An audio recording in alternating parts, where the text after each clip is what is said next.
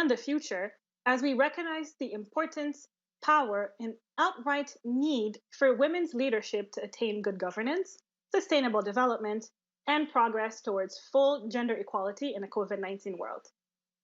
Women's leadership is undeniably key to the COVID-19 response and recovery. Whether as scientists, frontline workers, or at the highest level of governments, where many of the countries that have been successful in responding to the pandemic are headed by women. One of my all time favorite quotes and personal life motto is by Audre Lorde. She said, and I quote, "I am not free while any woman is unfree, even when her shackles are very different from my own." And I think that this pandemic and the inequalities that it brought to light and increased, and the setbacks in human rights that came with it, has really illustrated the essence of this statement. There is hope, however, as feminist activists of all ages, abilities, races, genders, religions, ethnicities, sexualities, and with all the richness that this diversity brings, continue to fight every day for a more just and equal world. I hope that today's program will inspire you and encourage you to do your part. Today's celebration will include a special message by Golden Globe nominated and SAG Award winning actress, philanthropist, and Time's Up founder Eva Longoria, some wonderful musical guests throughout the program, and a special performance by some of Broadway's best at the very end. We will first hear from an array of gender champions celebrating women's leaderships in all its forms. You will then also learn more about the exciting upcoming Generation Equality Forum to be co-hosted by Mexico and France as we officially unveil the key initiatives of the Generation Equality Action Coalitions and the Women, Peace and Security and Humanitarian Action Compact. It is a privilege and honor to introduce our first speaker to open today's program. Since taking office, he has prioritized the dismantling of gender inequality both within and outside of the UN. He has significantly increased the representation of women at the highest level of the UN, recognizing that the meaningful inclusion of women in decision-making increases effectiveness and productivity, brings new perspectives and solutions to the table, unlocks greater resources, and strengthens efforts across all three pillars of the UN's work: human rights, peace and security, and development. Please join us in welcoming the Secretary General of the United Nations, Mr. Antonio Guterres. Today, we celebrate the women of the world who are leading their countries and communities through the urgent crisis caused by COVID-19. Over the past year, countries with women leaders are among those that have suffered fewer deaths and put themselves on track for recovery. Women's organizations have filled crucial gaps in the provision of services and information on the pandemic, especially at the local level. And women peace builders have played a vital role in public health messaging in low-trust and conflict-affected communities. 70% of frontline health and care workers are women, many from racially and ethnically marginalized groups and at the bottom of the economic ladder. Yet, even as women have played critical roles during the pandemic, we have seen a rollback in hard-won advances in women's rights. The regression harms women and girls above all, but it also harms everyone and all our work for peace and prosperity. In this decade of action to deliver the Sustainable Development Goals, we must turn things around. As we look to this year's Generation Equality Forums in Mexico City and Paris, we have many challenges to overcome. Too often, services are delivered by women, but decisions are made by men. Just 22 countries have a woman as head of state or government, just 21% of ministers are women, and women parliamentarians make up less than 25% of national legislators. Women have an equal right to speak with authority on the decisions that affect their lives. This is how we will ensure that decisions are inclusive and reflect the needs of the entire population. This is how we will rebuild from a pandemic that has made gender inequality worse, that has pushed more women into poverty, out of jobs, and away from access to educational and medical services, including for sexual and reproductive health. This is how we will solve the urgent challenges of our time, from the pandemic to climate change, to deepening inequalities, conflict, and democratic backsliding.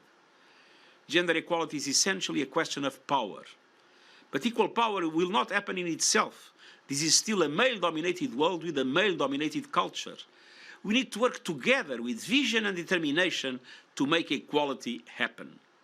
I'm proud that we have achieved gender parity in UN leadership posts for the first time in history. We must transform social norms. We must put in place laws and policies to support women in leadership, including special measures and quotas with ambitious targets, and do far more to appoint women to high-level positions. We must tackle violence against women, both online and offline, so that women's voices are no longer silenced, especially in public life. We must increase access to financing for women candidates, women's organizations, and feminist movements. And we must support women leaders in all their diversity and abilities, including young women, migrant women, indigenous women, women with disabilities, women of color, and LGBTIQ+. The COVID-19 has been a calamity for the world and for women and girls.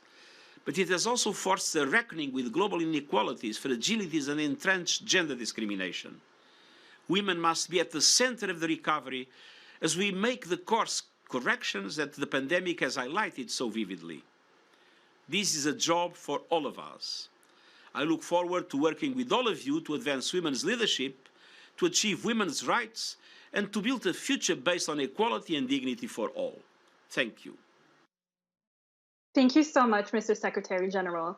It was great to hear you highlight the role of women and young women peace builders in fighting COVID, the role of women healthcare workers, especially as many of them are migrants, the importance of ensuring access to sexual and reproductive health, and of course, the need to finance feminist movements.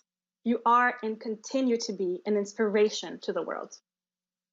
Our next speaker has made gender equality and the empowerment of women one of his top priorities during his tenure and has formed a gender advisory group on gender equality and women's empowerment to inform and help foster gender equality during the 75th session of the UN General Assembly. Please welcome the President of the General Assembly, His Excellency Volkan Bozkır. Since the Beijing Declaration and Platform for Action was adopted 25 years ago, we have made some progress in advancing women's rights, yet no member state has achieved gender equality. In 2021, 2/3 of all illiterate adults are women, and the digital divide threatens to leave even more women behind. Labor market segregation persists, as does the gender pay gap. Women still shoulder the disproportionate burden of unpaid care, with the so-called second shift now overlapping for many women who are working from home as a result of the COVID-19 pandemic. Furthermore, the shadow pandemic of gender-based violence rages behind closed doors during lockdowns. This decade of action to implement the Sustainable Development Goals is our chance to course correct. Here, in the General Assembly, I'm working to mainstream gender equality with the support of the newly established Gender Advisory Group. I urge all member states to mainstream gender equality through women's participation, as it is clear that women's unequal representation in decision-making processes, including COVID-19 recovery planning, has led to the specific needs of women being overlooked. For today, only 25% of parliamentarians are women. Yet 2.5 billion women and girls are affected by discriminatory laws. We must expand space for civil society leaders and feminist advocates in decision-making at all levels, and end violence against women in politics and public life. On this International Women's Day, I call on all member states to guarantee women what I think of as the 5 Ps. First, personal autonomy. Second, equal participation in decision-making and politics. Third, gender-responsive policies. Fourth, equal pay and access to the labor market. 5, an end to impunity for perpetrators of gender-based violence. It is up to each of us to uphold the rights of all women and to make generation equality a reality. Thank you very much. Thank you, Your Excellency. And thank you for reminding member states of the importance of gender mainstreaming and the 5 Ps. All of you watching at home or at work today, did you know that CSW is right around the corner? Next week, we'll kick off the 65th session of the Annual Commission on the Status of Women. My first CSW, back in 2015, I remember being in such awe of the sheer power of having so many feminist activists from different backgrounds in the same space with a common goal, and finding ways to work with governments and advocate to shape their commitment. The priority theme for this year's session is women's full and effective participation in decision-making in public life, as well as the elimination of violence, for achieving gender equality and the empowerment of all women and girls, a theme that is closely tied to what we are celebrating today. We are pleased to have the chair of the 65th session of the Commission share some remarks with us today. Let's hear from His Excellency, Mayor Margarian. Excellencies, distinguished delegates, friends. I'm very pleased to join you today on the occasion of the United Nations observance of International Women's Day 2021. As you have heard, this year's theme for International Women's Day is closely aligned with the priority theme of the upcoming 65th session of the Commission on the Status of Women, which will begin next week. Traditionally, this observance gives us the opportunity to reflect on the gains made so far for women and girls globally, while also recognizing that more work needs to be done. However, 2020 has been a watershed year in modern world history. The COVID-19 pandemic has disrupted all our lives and disproportionately impacted women and girls across the world. The effects of the pandemic can be seen across the many dimensions of their lives. It has aggravated the suffering of women and girls in situations of conflicts, humanitarian crises, and other fragile contexts. Maternal mortality, gender-based violence, and the burdens of unpaid care work on women are significantly increasing as a result of the crisis. While all students alike are impacted by school closures, we know that women and girls who are pulled out of educational institutions are less likely to return than men and boys. Female workers are rapidly losing employment opportunities as a result of the pandemic's devastation of national economies. Women in the informal sector are even more negatively impacted. The COVID-19 crisis puts the priority theme of CSW 65, which is women's full and effective participation and decision-making in public life, as well as the elimination of violence for achieving gender equality and the empowerment of all women and girls, into sharper relief. Even beyond the effects of COVID-19, women continue to be underrepresented in decision-making and public life, and violence against women in all its forms is rampant. The statistical data shows that women are the heads of state or government in only 21 countries. 119 countries have never had a woman leader. At the current rate, parity at the highest levels of power will not be reached for another 130 years. Beyond the headlines, women continue to face many obstacles in public life and are marginalized from equally and fully participating at all levels of decision-making positions. We cannot but think of the millions of female workers and caretakers in almost all dimensions of public, private, and economic life who, whilst enduring the effects of the crisis, are working tirelessly to uphold their families and their communities, often without recognition or compensation. In the past year, women have also offered new models of effective and inclusive leadership, be it in politics and governance or healthcare and emergency response. At the end of 2020, the Harvard Business Review released an assessment which rated women more positively on 13 out of 19 competencies that comprise overall leadership effectiveness in times of deep crisis. In the same assessment, men were rated more positively on one competency, technical professional expertise. Women rated higher everywhere else, on human relations skills such as motivating a workforce and on achieving better collaboration and teamwork. It is critical that the global response to and recovery from COVID-19 crisis actively engages women and harnesses their unique capacities for leadership. Without the leadership and equal participation of women, the road to recovery from the pandemic will be even harder.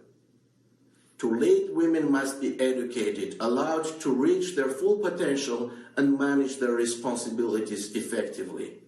As we mark International Women's Day, I call on all of us to take concerted action to accelerate women and girls' leadership and participation to ensure that together we transform the world and shape a more equal future for humankind. Thank you. Thank you, Your Excellency. And thank you for mentioning the burden of unpaid care work on women significantly increasing during COVID. I'm sure many of us were able to see this, even within our own households, as women's invisible labor grew, from childcare and homeschooling, to caring for ill or elderly family members, to household chores, while trying to navigate employment or unemployment burdens. Now, it is a joy to introduce you to the next speaker, the former Deputy President of South Africa, who has led UN Women since 2013. This quote from her says it all about her focus, dedication, and resolve.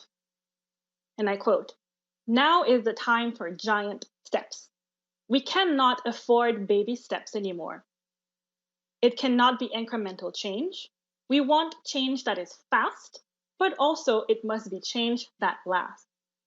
We welcome these remarks from the Undersecretary General of the UN and Executive Director of UN Women, Phumzile Mlambo Nguka. Excellency Antonio Guterres, Secretary General of the United Nations. Excellency Volkan Bozkır, President of the General Assembly. Excellency Meher Magarian, Chair of the Commission on the Status of Women. Excellencies, ladies and gentlemen. On this International Women's Day 2021, we stand on a crossroads as we ponder the recovery from a pandemic that has had disproportionate impact on women and girls. We also face the challenge of underrepresentation of women in key institutions, some of which will be responsible for the recovery. The recovery will not be adequate and inclusive if it does not include women in decisions that affect their lives.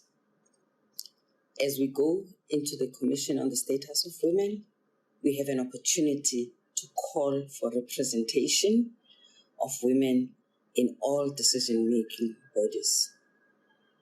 We only have 13% of parliaments that are gender equal. 119 countries have never had a woman leader. We also have 14 gender equal cabinets in the world.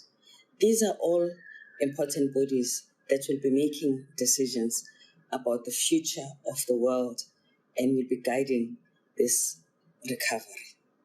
We therefore have a responsibility to call out on the representation of women. In 2020, when we marked 25 years of the implementation of the Beijing Platform for Action, heads of states lamented the underrepresentation of women in their countries. This is the time to address this underrepresentation and in the agreed conclusions of CSW to make bold recommendations. We will also have generation equality, which will help in taking measures and steps that will help the recovery and the implementation of SDGs. This, again, is an opportunity that cannot be missed. Exclusion of women in decisions that affect their life is bad corporate governance. It should not be allowed. This is why, at this point in 2021, when we are at crossroads, we have to bring this to an end. Thank you. Thank you so much, Madam Executive Director. And thank you for calling out the lack of women in most countries' decision-making bodies. As you said, exclusion of women in decisions that affect their lives is bad governance and should not be allowed. We look forward to hearing from the Executive Director again at the close of today's observance. Next, we're about to hear from one young woman for whom the word impossible does not exist. We know how important it is that young women and girls are encouraged to enter STEM fields.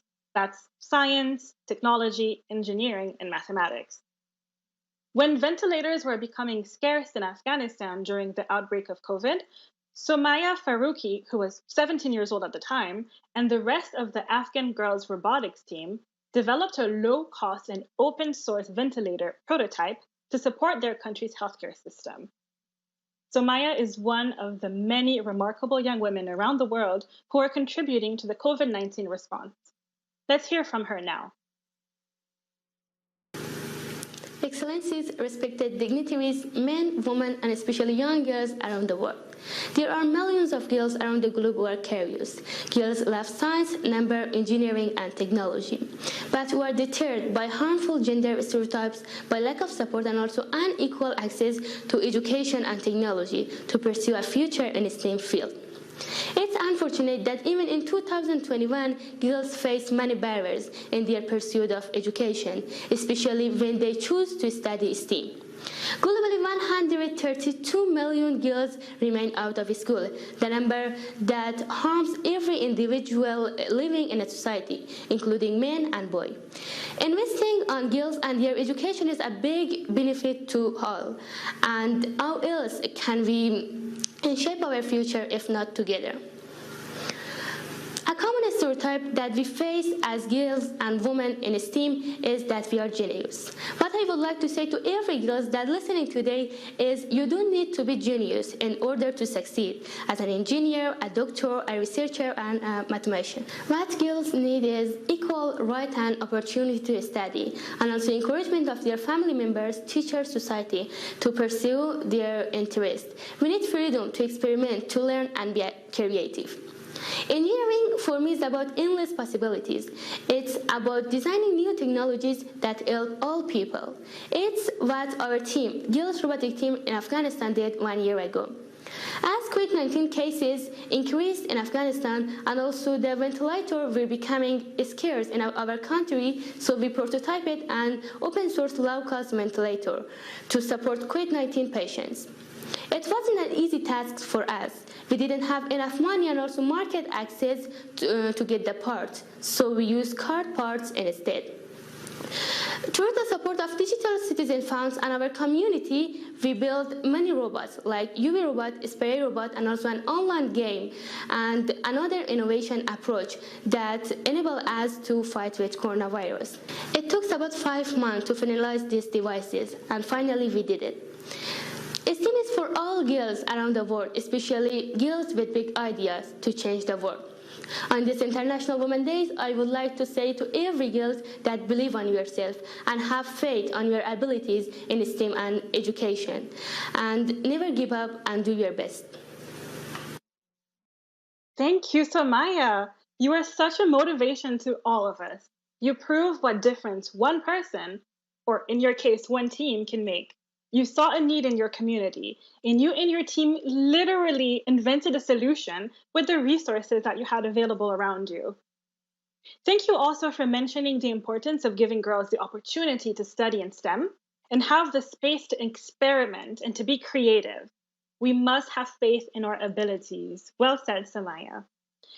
And now, it's time for some entertainment and a chance to meet another incredible young changemaker.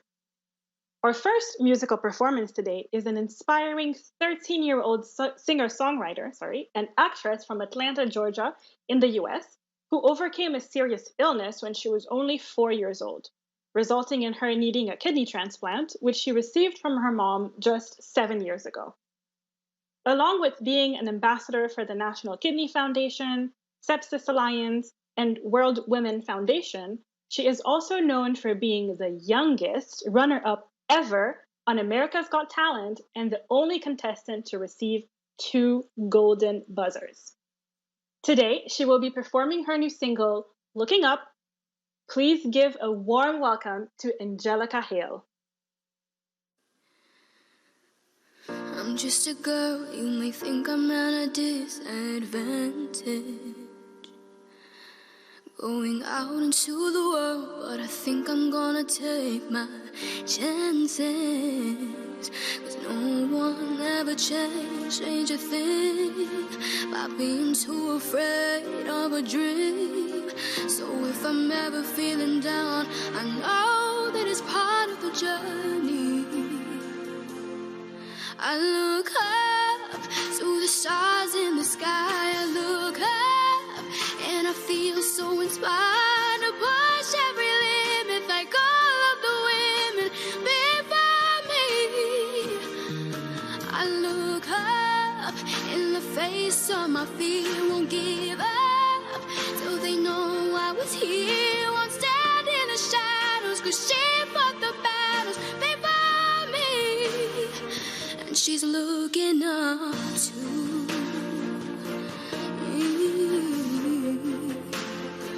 And she's looking up to you.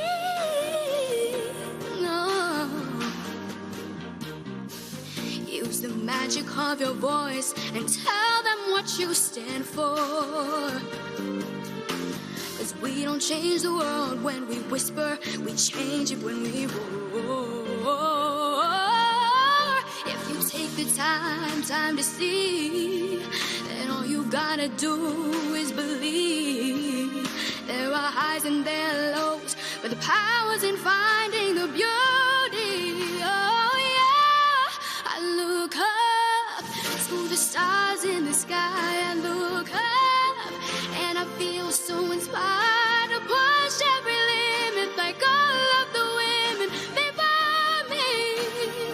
I look up in the face of my fears, won't give up till they know I was here. Won't stand in the shadows, cause she fought the battles before me. And she's looking up, I am her and she is me. The ladder keeps on growing. Oh, then one day you become the hero that keeps it going. I look up to the stars in the sky. I look up and I feel so inspired to push every limit like all of the women before me. I look up in the face of my fears, won't give up till they know I was here. Won't stand in the shadows, cause she fought the battles before me. And she's looking up too.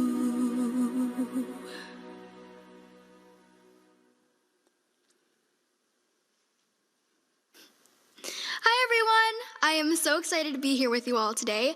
Thank you so much to UN Women for having me here and allowing me to perform for you guys.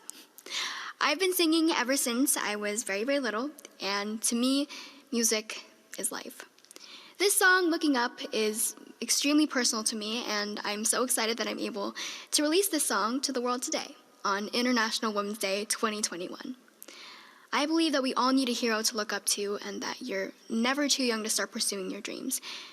This past year has been a big struggle and, with COVID-19 affecting so many people all over the world. But I'm encouraged and inspired by the many amazing women that I've seen lead the way by contributing so much on the front lines of this pandemic to leading much of the successful vaccine development. I believe that us women are strong and that we can accomplish anything that we set our minds to. Thank you guys again so much for having me here today, and enjoy the rest of the program. Wow, what an incredible voice. I have chills.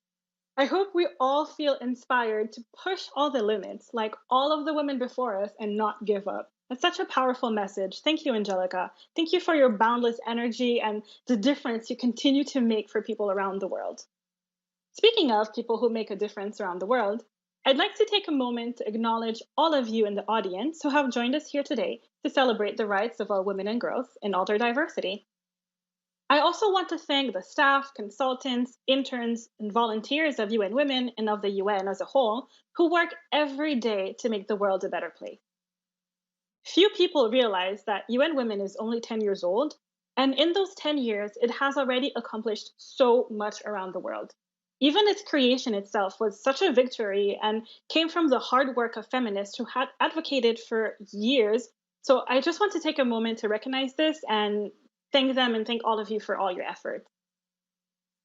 We are now moving into the next part of today's celebration, which will be a panel discussion moderated by a renowned disability rights activist. Eddie Dopu is a South African award-winning, internationally acclaimed activist, humanitarian, and changemaker. Eddie was diagnosed with spinal muscular atrophy at age 2 and given only 5 years to live. Now, at age 30, he has been appointed by the Secretary General of the UN as one of 17 eminent global advocates for the Sustainable Development Goals, the SDGs, and aspired to be the first wheelchair user to travel into outer space. We are absolutely thrilled to have you join us today. Eddie, over to you. Thank you, Sophia. I am absolutely delighted to be moderating this really important discussion today, women's leadership in a COVID-19 world. It's no secret that the global health crisis has illuminated for all of us both the centrality of women's leadership and their contributions to society, but also, and perhaps more importantly, the ways in which this constituency and segment of society continues to bear a disproportionate burden. As we look towards the global recovery, it is really important that we amplify the voices of women so that the recovery is truly inclusive and truly sustainable. Joining me today are some remarkable women leaders who are really ushering us in a new discourse around what that recovery might look like. I'd like to kick off with a discussion with Her Excellency Katrin Jakobsdottir, the Prime Minister of Iceland. Thank you, Madam Prime Minister, for joining us. You have been a champion for gender parity and gender equality for a very long time. I would like you to really help us make sense of the current historical moment that we find ourselves in. Could you speak a little bit about what is often referred to as the parallel pandemic or the shadow pandemic, the ways in which women and girls continue to really be disproportionately impacted? Well, thank you. And it's a great honor to be here with you today. So thank you for having this discussion, which is important because, as you say so rightly, we have a lot of dark sides of this pandemic. You know, not that this pandemic has a bright side, but the dark sides maybe that we aren't talking too much about is the pandemic really concerning violence against women. We are seeing a backlash when it comes to domestic violence. We are seeing that here in Iceland, and we are seeing it everywhere in the world, really. And we have also seen an increase in poverty among women, and we have also seen women carry a disproportionate amount of responsibility in taking care of vulnerable relatives, family members, and others, doing this really in unpaid work, what we could call maybe the caring economy, where women really take these burdens of caring for the vulnerable groups around them. So this is a dark side of this pandemic, which is really affecting gender equality. But at the same time, because we must remain optimistic and we must remain hopeful, we are also seeing this pandemic, COVID-19, showing us the importance of women who are the frontline people in the health sector, really going through the day, taking risks to really carry carry really the responsibilities of the health sector, and showing us really the importance of the work they're doing every day. So I think one of the lessons we can take from this pandemic is really the importance of women working in the healthcare sector, in the hospitals, everywhere in the front line.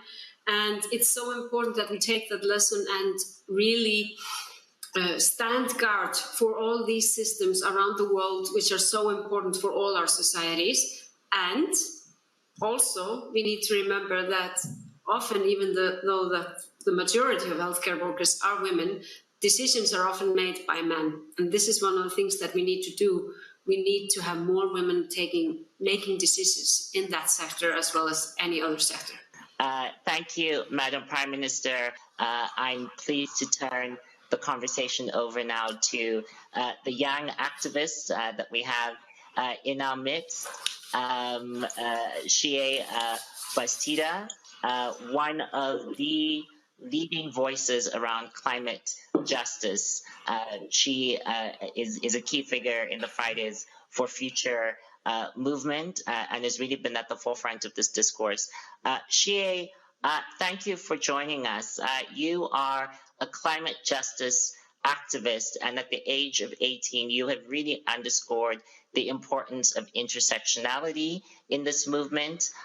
Could you speak a little bit about the difference between climate justice and the climate action discourse? Are those two separate discourses? What are some of the differences, and what does that mean in the context of the fight for gender equality? Well, firstly, thank you so much for opening this space to share, my thoughts, and thank you so much to the Prime Minister for sharing her thoughts, which were really insightful. And I think you have asked one of the most important questions there is in the climate movement, because there has been a lot of discourse, especially at high level, institutions, governments, about climate action, which basically means looking at the amount of carbon in the atmosphere, how we can draw down the carbon, move on to cleaner technology. And even though this conversation is really important to have, and we really need it to lower our overall emissions and our temperature, we need to also think of how people are affected locally. So what does that mean? We need to think about where pollution is being targeted in. We need to think about the areas that are most disproportionately affected. We need to think of the fact that there will be a climate refugee crisis. We need to think about the fact that women and girls in countries that are facing water scarcity are the most affected because of less access to sanitary products, to sanitation, and sanitary facilities. In countries where it is a culture for women to go get water, these distances are becoming longer, more tedious, and it makes them more vulnerable to dangers. So there are a lot of layers to the climate justice discourse, which basically means that you have to be conscious not only about the climate crisis and how the systems in the climate environment need to be treated, but also climate social justice, how we can further our rights, our gender equality, immigration visibility, indigenous rights in the fight to building a better world. Thank you so much. And now I am delighted to turn the conversation to a remarkable multi-award winning Pan-African activist, my dear friend Aya Chebi, the outgoing African Union envoy on youth. Aya, welcome to this conversation. It's truly a pleasure to be in conversation with you. Of course, this dialogue is happening against the backdrop of the International Day for Women. And as we think about this discussion within the broader context of COVID-19, could you speak a little bit about the work that you've done around the intersection of young people and women, that sort of intersectional approach, and how important that will be as we think about the global recovery, the role of young women's leadership specifically?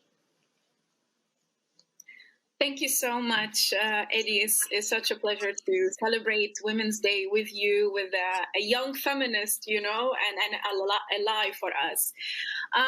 In terms of our work with young women, I think one of the main outcomes that I'm proud of that we have led last year is the Africa Young Women Beijing Plus 25 Manifesto, which we convened about 1,500 African youth from, I think, over 40 countries together in regional consultation and discussions and focus groups.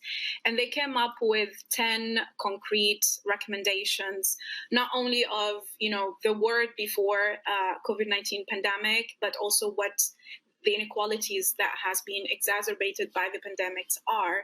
And I think they were very clear about the demands from economic justice to equal pay, to the criminalization of gender-based violence, to end gender discrimination, sexual reproductive health, mental health rights, education, and so on. And I think it is important now that young people are really motivated and driving equality already. Young women are at the forefront of it, is that we provide the platforms for them to do that. Because I don't think the issue now is whether young women are organized or motivated, which has been always a question. But I think what is important now is our spaces, the intergovernmental space, the table. Is it diverse enough? Is it welcoming for the young women with disability, for the displaced, for the young women refugee, for the offline young people? Is the spaces or platforms we have, are they fragmented and work in silos, or are they harmonized? So I think it's about really us, in retrospect, thinking of the tools of engagement and maintaining that engagement, because now a lot of young women are also into this space, and we don't want to lose their motivations to continue this fight. All right. So turning to you, Madam Prime Minister, about this theme of women being at the decision-making table, could you speak about what that means in the context of the global recovery? Of course, in many parts of the world, you know, we're still discussing vaccine rollout and the slow pace of that. But in this discussion around reimagining the world and reimagining the new normal and what the post-COVID world might look like, could you speak a little bit more about what we need to do to ensure that equitable representation and that women's leadership is central to this discourse? Well, I think if this pandemic shows us anything, it's the importance of having both men and women around the table to make decisions. And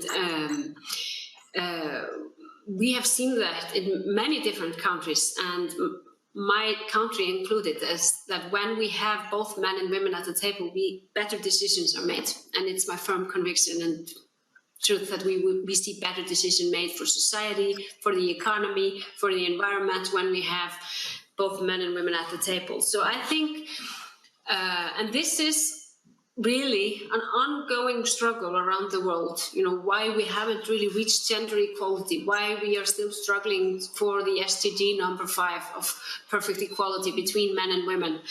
And I think when we look at just the results, how countries are dealing with the pandemic, we absolutely see that having an equal representation is one of the beneficial factors for having better decisions made. So that's definitely a lesson to learn from the pandemic. Turning to you, Xie, flowing from that acknowledgement of the relationship between social justice and the ecological breakdown of the planet, what does that specifically mean in the context of the lived experiences of women and girls everywhere? How do we ensure that women's voices are adequately amplified in the context of climate justice? So, you know, in my time as a climate activist, what I've seen is that the most amount of organizers are actually young girls. Just in the organization that I co-founded, We Earth Initiative, over 90% of the participants who volunteered and who make up our main organizing team are girls from around the world who are willing to put in the work for a restorative future. And I think that this is a very important conversation between the need for both feminine and masculine energy in a space, because both men and women can have feminine and masculine qualities. And that is what makes, that is what will make the movement flourish. The fact that we have two perspectives, and right now that those perspectives are being very readily embodied by women and girls, but we need to also teach our male counterparts to be able to carry those values as well, because there are values of regeneration, values of imagination, values of not conforming to any limitations that we have to solving the crisis.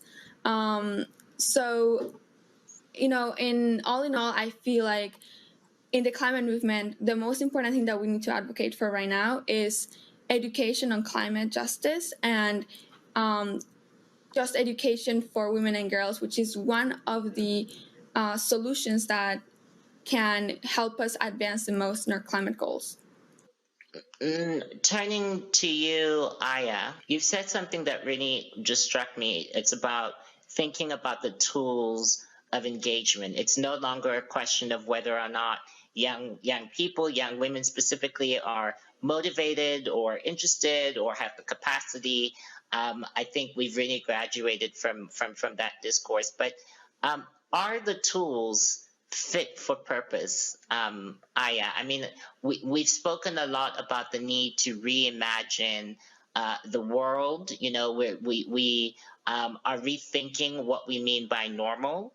And so one would imagine that there are implications for the public policy landscape and for the way that we think about leadership. So could you speak a little bit more about whether the current tools that we have are fit for purpose, whether they're actually going to be able to deliver on the kind of meaningful representation that you speak about? We made a lot of progress, and me and you, that the past decade we've been fighting for space. So everything we've been fighting for, we want a seat at the table, we want youth spaces, we want to have our own consultations, our own advisory groups, and that's what has been created. But that also kind of isolated youth issues and young women voices, and it's not mainstreamed. And something I always talk about the past 2 years is intergenerational co-leadership, and I think that's where the tools of engagement should become. Our spaces should all become intergenerational. There is no one generation or the other that can fix the world issues. We are inheriting the generational injustices, and there needs to be some form of generational accountability. And so I think the tools that have been created so far has been to kind of like, how do we engage this group? How do we provide a space for this group? But it ended up isolating these voices into different groups that then have their own agenda. And back to your first question of intersectionality, we ended up not having that intersectional movement. And I think for the feminist movement, for the movement to fight for gender equity and equality to succeed, it needs to be intersectional and it needs to be intergenerational. So what I really hope to see as tools to engage meaningfully young people, to maintain their engagement for next generations, is that we move away from this idea that we have the young women spaces, we have the senior women, we have the young people, we have the leadership, the institution. It's really created this distrust. So for us to build this trust, we need young people to co-chair meetings. We need young people to be, at presidential level, at the county level, at the council level, at parliamentarian seats. We need really this intergenerational collaboration and co-leadership to work, not only at the policy discourse, but really on the ground. We need to really see the young people not only at the table or having a seat, but actually taken seriously and making decisions with other generations. So their wisdom and our innovation, this is how it's going to work. And the pandemic is a great example of that. If we have given young people the seat they deserved and the tools, maybe we would have handled this pandemic differently. Absolutely. I love that. Finally, Prime Minister, we're having this discussion against the backdrop of International Women's Day, and there are emerging leaders, young people, young women specifically watching and listening to this conversation. If you could impart wisdom or advice for young people, young women who are watching and want to follow in your footsteps, what message would you leave them with? Well, I think, the most important thing is to build a society which really functions for both men and women. That women and men take equal responsibility in raising children, that we have good early education system, that we have a society which works for families so that people don't have to choose between having a career and having a family. And this is something that has been important for me, and I look to women of older generations who are fighting for exactly this: shared parental leave between parents, early education for children, to increase the possibilities for women of participation in the labor market. And we need to have a society which really has equal opportunities for all, men and women. I think one of the systematic failures that we need to address, and one of the reasons for that we have still societies which don't have gender equality, is the fact that we are still dealing with gender-based violence. I mentioned this as the dark side of the pandemic: an increase in gender-based violence, an increase in domestic violence. And this is a systematic problem that we need to address systematically. We need to start early on in kindergartens talking about gender, talking about violence against women, and do not think of it as something that just comes naturally, because we can actually make that change. And when we erase violence against women, we will move fast towards gender equality. So this is a very firm conviction I made. And I think the young people today, and I'm not one of them, but I think they are really ready to make that change. And I think we have seen that when it comes to the climate crisis and the very strong voice of young people around the world. I think it's very important that that strong voice will also resonate when it comes to issues of gender equality, because this generation has an enormously open mind and also great opportunities to be that change that we need. Fantastic. Madam Prime Minister, thank you so much for your time. I know you're short on time, but we are truly grateful for your insights. And particularly against the backdrop of women's leadership in COVID-19, your insight is tremendously valued. So I thank you so much. Chie, I'd like to pose the same question to you that I posed to the Prime Minister. We are having this discussion on International Women's Day, and there are many young leaders, women, men, who are watching and who've been inspired by your journey and your advocacy. If you were to impart knowledge and leave a message for this generation of young leaders, what would you say, as somebody that's been in this space, who continues to be in this space and agitate for meaningful change? What is it that you would say to people who are also just as passionate about seeking to make change? Well, thank you so much for that question. And I have two things to say about this. The first one is that we are usually told that we need a seat at the table, that we need to be invited to certain spaces in order for our voice to make a difference. And the truth is that, there's times where we need to make our own tables, our own discussion environments, our own safe environments. And that is really what, a lot of activists have been doing around the world, creating their own chapters, creating chapters that have love in them and that have innovation in them. So that is my first advice. If there is no place where people are inviting you because of whatever reason, you can create your own, and you can start being a leader because it's in you. The second thing that I would say is that when I look at my upbringing, I know that my mother was a really big figure, both my mom and my dad, but they were both really big figures in kind of validating my hopes and dreams. So the importance of validating women's and girls' hopes and dreams is really important. So I would look at women and girls around you and tell them that their dreams are valid, that their goals are possible, that you will be there to support them. Because I think that aspect of supporting others and being cooperative in kind of framing what world we want to see is one of the most important things that we have. So when you have found your light and your power, you have to share it, because that is contagious. So those are the two biggest advices that I have. Don't give up. We're here for you. I'm here for you. And you will be there for many women and girls to come. Fantastic. Shea Bastida, thank you so much for being in conversation with me today. And I echo your sentiment that we are able to create our own tables, and we have the capacity to do so. And it is important that we validate one another as we pursue making change. Thank you so much for joining us today. Thank you for having me. Finally, I've asked each of the previous speakers this question that I'm about to ask you, and you are the outgoing AU envoy on youth. You are an activist and a leader in your own right, and we all look up to you. And so I wonder, what is your message for the young women and the young people who are watching this conversation, who have followed your career, and really look up to your leadership style?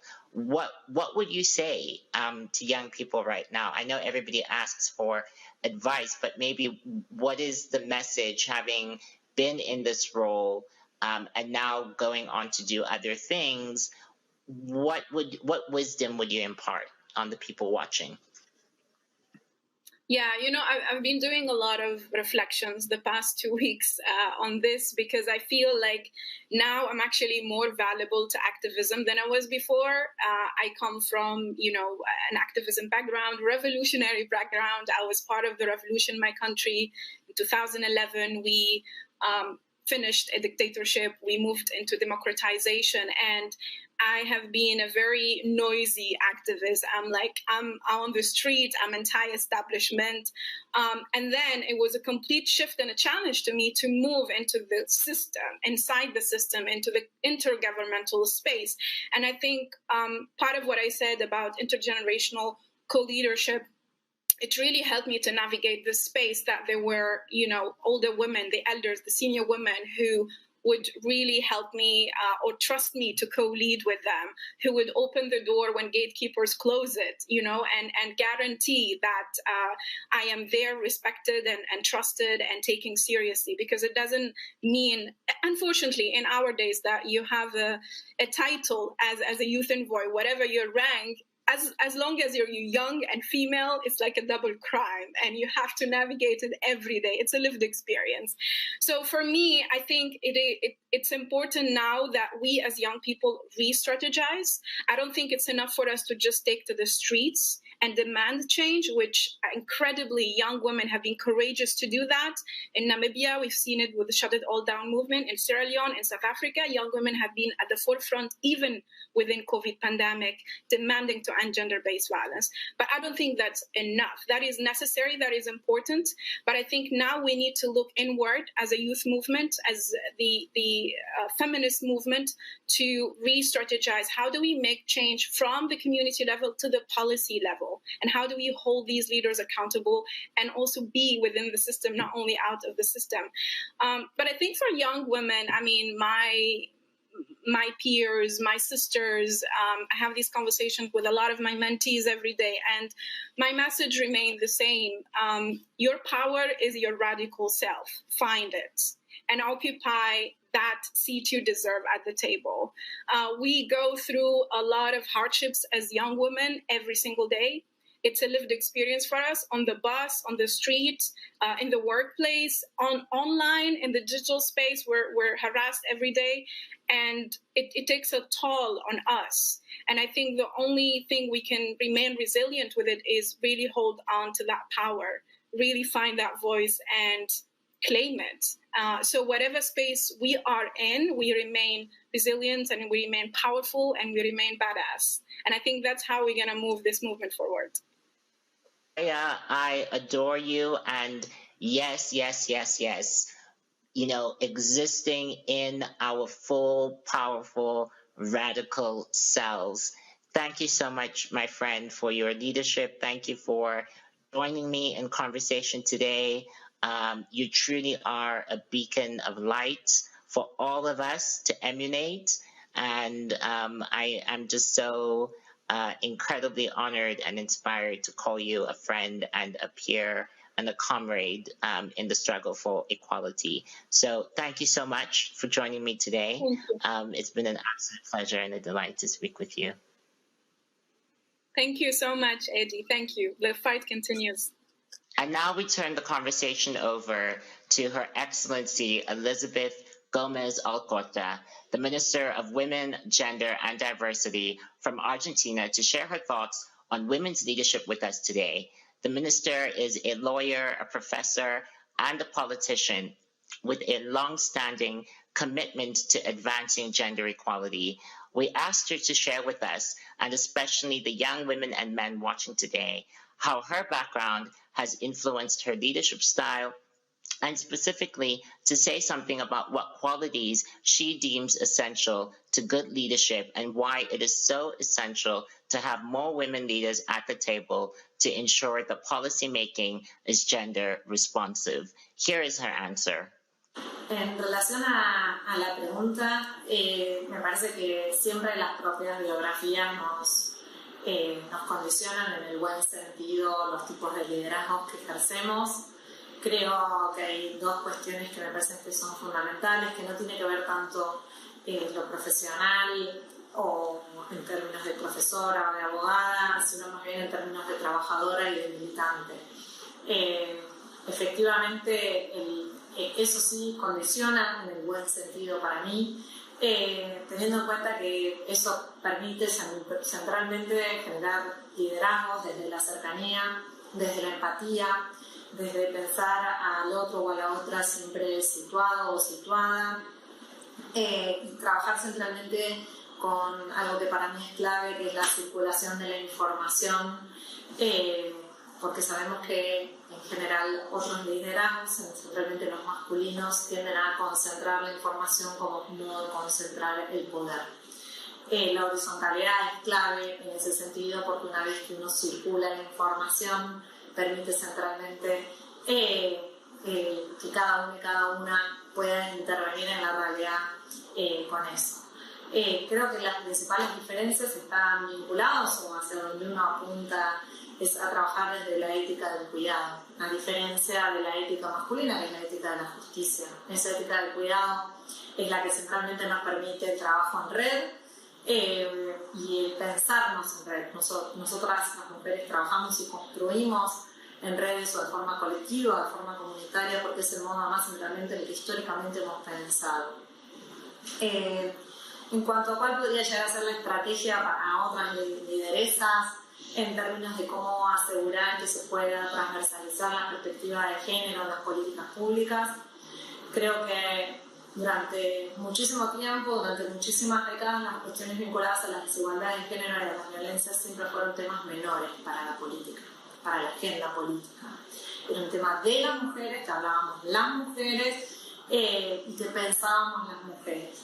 Es el momento de centralmente desentrañar el nudo estructural, y ese nudo estructural es eminentemente político. Digo esto en términos de si pensamos que la mitad de la población mundial vive en un enorme nivel de desigualdad en relación a la otra mitad, pura y exclusivamente basadas en el género, ya ni siquiera hablar de clase, que sigue siendo para mí una categoría analítica absolutamente vigente para la política, pero en términos de raza, en términos de discapacidad, en términos etarios, pero solamente poder desentrañar esa desigualdad es lo que lo hace una categoría y una lucha eminentemente política, y por eso efectivamente es el modo que tenemos para asegurar que en todos los otros ámbitos de las políticas públicas puedan tomar el tema y pensarlo desde una perspectiva de género. Creo que el desafío es enorme, pero sabemos que somos muchísimas las que estamos dando estos pasos y que nos ligamos a otras que lo dieron antes y seguramente estaremos ligadas a las que lo den en el futuro.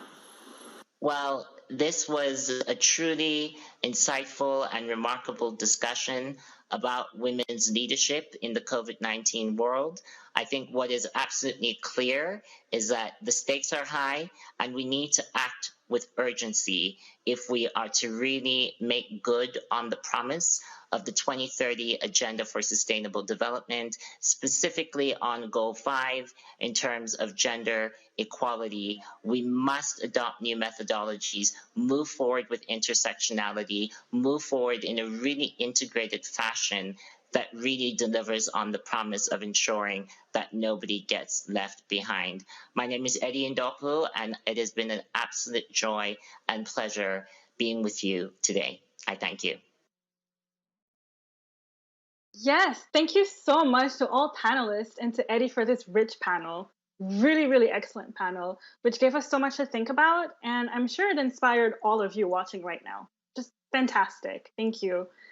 Well, it's now time for us to have another exciting performance. The Pisintu Multinational Girls Chorus was founded 15 years ago to give new arrivals to the US a safe and secure place to find their new voices and to develop the skills needed to succeed. Since then, hundreds of refugee girls have experienced the joy of singing as one and gained the confidence to become contributing members and leaders of their community. Let's hear it for the Pisintu Multinational Girls Chorus.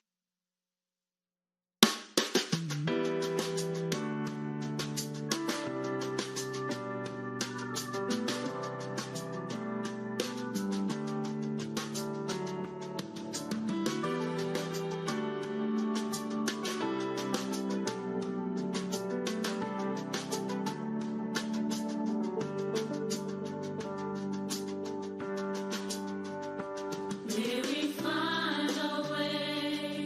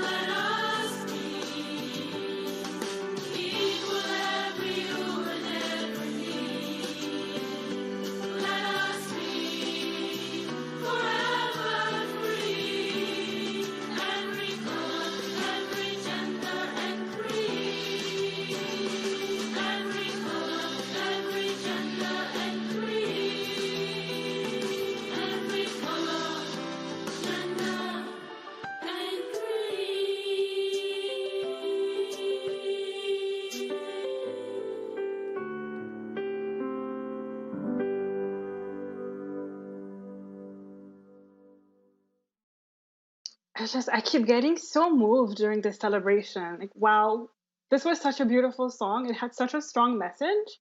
Let us be, let us be free, let us be forever free. Thank you for this call, Piecing to Chorus, and for writing this song, especially for today's event. It's now my great pleasure to introduce part 2 of today's event, which will focus on the Generation Equality Forum. We are very excited to lift the curtain on this year's Generation Equality Forum, what we expect to be the largest intergenerational and multi-stakeholder gathering for gender equality since the 4th Conference on Women in Beijing in 1995, and an inflection point in advancing women's rights. After this segment, we will have an exciting panel discussion on the Generation Equality Forum Action Coalitions, a message by Eva Longoria, and another performance by some of Broadway's best voices. As we all know, the government of Mexico has been an important gender equality champion and has put gender equality at the front and center of its national development priorities. As a co-host for the upcoming Generation Equality Forum, we are so happy to have with us His Excellency Marcelo Ebrard, the Minister of Foreign Affairs of Mexico, to hear more about the preparations for the Generation Equality Forum taking place in Mexico in a few weeks. Este 8 de marzo será recordado en la historia como un momento de gran trascendencia y también como una paradoja histórica. ¿Y cuál es esta? Bueno, vamos a conmemorar y a estar presentes en un foro global convocado para construir la igualdad de género, para proteger, garantizar el respeto de los derechos y las libertades de las mujeres en todo el mundo y, en pocas palabras, organizar otra sociedad más justa, más igualitaria. Pero al mismo tiempo tenemos un impacto devastador de la pandemia en materia de género. Ha sido lo que hemos experimentado este último año, sobre todo en los países en vías de desarrollo. Ha sido un retroceso impresionante en lo que se había alcanzado para acercarnos al ideal de la igualdad de género. Por lo tanto, ahora tenemos que hacer muchísimo más. Ahora tenemos que redoblar todos los esfuerzos, intensificar lo que estamos haciendo para colocarnos como punto de partida en un punto similar al que teníamos cuando diseñamos estos foros, cuando la sociedad civil, los gobiernos de Francia y de México y muchos otros gobiernos, la Organización de Naciones Unidas, pensamos en este foro tan importante, Foro Generación Igualdad. He dicho y ahora lo ratifico que la política exterior mexicana es feminista, que la política exterior mexicana está dedicada a construir las libertades y construir la igualdad en todo el mundo, y para eso tienes que ser feminista. No se puede tener un objetivo de construir una sociedad distinta y no estar del lado de las causas en favor de la igualdad de género. Bueno, pues ahora con la pandemia tenemos que hacer muchísimo más y estamos dispuestos a hacerlo. Muchos países, organizaciones, sociedad civil. Pero bueno, cuenten con nuestro compromiso. Les convocamos a participar en este foro por eso, porque es un momento histórico. Es algo diferente lo que estamos viviendo porque nuestro reto creció mucho. Es un reto importante y necesitamos de todas y de todos. Muchas gracias. Muchas gracias, Your Excellency. And as you mentioned, we cannot aim to build a better society without being on the side of gender equality. We're already so excited about the launch of the forum in Mexico City in just a few weeks. There is no doubt that the state of France has been and continues to be perceived as a leader in supporting gender equality and women's empowerment. As a co-host of the forum, we are really happy to give the floor now to the French Minister for Gender Equality, Diversity and Equal Opportunities, Her Excellency Elisabeth Moreno. Bonjour à toutes et à tous. Je suis ravie de m'exprimer devant vous dans le cadre de cet événement organisé par le secrétaire général de l'ONU, que je remercie pour son engagement personnel en faveur de l'égalité entre les femmes et les hommes. En cette journée internationale particulière des droits des femmes, nous sommes toutes et tous conscients que nous vivons une situation grave et exceptionnelle pour les droits des femmes et des filles au niveau mondial. La double crise sanitaire et économique que nous traversons les impacte de manière disproportionnée. Les femmes sont en première ligne dans la réponse à la pandémie, mais subissent de plein fouet ses conséquences économiques et sociales. Elles sont aussi victimes de cette pandémie de l'ombre, que sont les violences sexistes et sexuelles et qui ont augmenté considérablement avec le confinement. Quand le président de la République française, Emmanuel Macron, a décidé d'accueillir conjointement avec le Mexique et sous l'égide d'ONU Femmes le forum Génération Égalité en 2020, dans le cadre de notre diplomatie féministe, la crise n'était pas encore celle que nous connaissons aujourd'hui. Face à cette situation inédite, il est évident que le forum est devenu plus important que jamais et qu'il doit constituer une réponse collective et ambitieuse aux défis auxquels les femmes et les filles sont confrontées. La réussite du forum Génération Égalité dépend de tous et de toutes. Nous ne cherchons pas de grands discours ni de déclarations de principe. Nous souhaitons des engagements concrets, novateurs et collectifs à travers les 6 coalitions d'action qui seront lancées à Paris. Nous tenons également à démontrer que des nouvelles manières de faire sont possibles, plus collaboratives et inclusives, entre les gouvernements, la société civile et les organisations féministes, et en particulier la jeunesse, le secteur privé, les fondations et les organisations internationales. Avec ce forum, nous mettons en œuvre le renouveau du multilatéralisme appelé de ses vœux par le président Emmanuel Macron et nos partenaires. Ce renouveau, c'est un multilatéralisme par les actes. Et je remercie les champions des coalitions qui ont accepté de répondre à cet appel et qui travaillent depuis plusieurs mois pour identifier des actions concrètes à mener pour faire avancer durablement l'égalité entre les femmes et les hommes. Je suis certaine qu'ils seront rejoints bientôt par de nombreux partenaires qui, eux aussi, veulent apporter leur pierre à l'édifice de la génération égalité. Nous les accueillerons à bras ouverts. La France prendra bien sûr, elle aussi, ses responsabilités. En tant que coprésidente du Forum, elle sera au rendez-vous pour en faire un moment unique. Quelles que soient les contraintes qui pèsent sur l'organisation des événements internationaux, mais aussi en tant que championne de la coalition sur le droit à disposer de son corps et sur les droits sexuels et reproductifs, en prenant des engagements forts et ambitieux. Je voudrais conclure, et c'est particulièrement important en cette journée internationale, en remerciant celles et ceux qui œuvrent sans relâche, parfois au péril de leur vie, pour défendre les droits des femmes et des filles. Je pense à ces défenseurs des droits, comme Loujine Al-Hatloul, dont nous saluons la sortie de prison, même si sa liberté reste entravée.